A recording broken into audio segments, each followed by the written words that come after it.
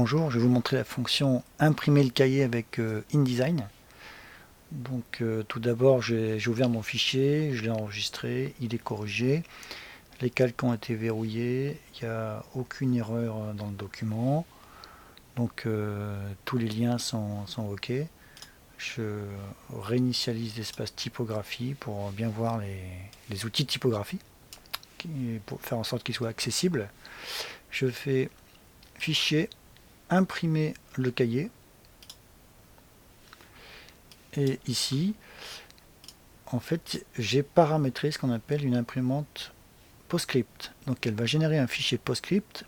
Ce fichier sera donc au format PS et ensuite il sera converti à l'aide d'un logiciel qui s'appelle Acrobat Distiller, qui est fourni avec Acrobat Pro et qui permet de générer un PDF avec les pages en imposition réelle.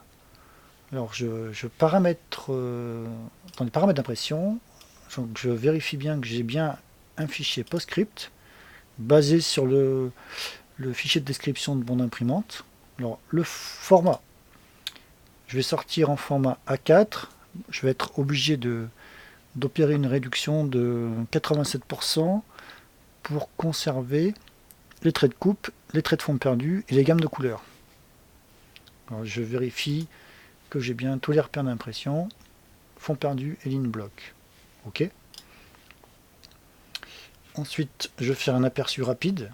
Donc dans cet aperçu, j'ai bien présent les informations importantes, à savoir les traits de coupe, les fonds perdus. Alors je vais vérifier s'il y a toutes les pages. Je bouge le curseur à droite ici. Donc là, j'ai la page 2, 3.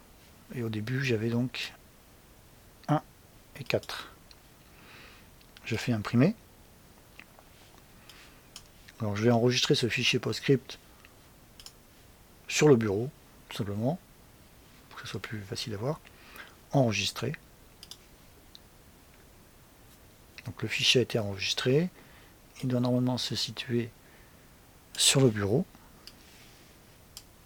Et voilà. Je vais donc démarrer le logiciel qui est fourni avec Acrobat Pro, qui s'appelle Acrobat Distiller.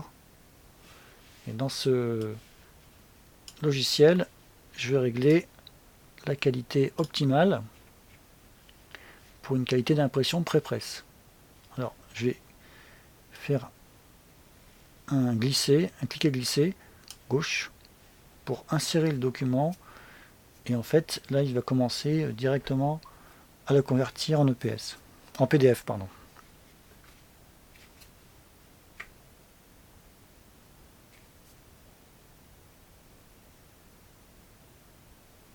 Donc là normalement je vais pouvoir double-cliquer et l'ouvrir dans Acrobat Pro. Alors je vais vérifier que ça a bien fonctionné. Alors j'ai deux planches. Chaque planche comporte deux pages. En haut, planche 1 sur 2 qui comporte page 4 et 1. Et ensuite, planche 2 qui comporte page 2 et 3. Et là maintenant on peut facilement imprimer ce document en imposition réelle. Alors attention à régler la compensation. Je suis passé rapidement dessus. Si vous avez beaucoup de planches à imprimer, il faut augmenter de 2 ou 3 mm la compensation, qui est l'écart dû à l'épaisseur des feuilles. Voilà. Merci.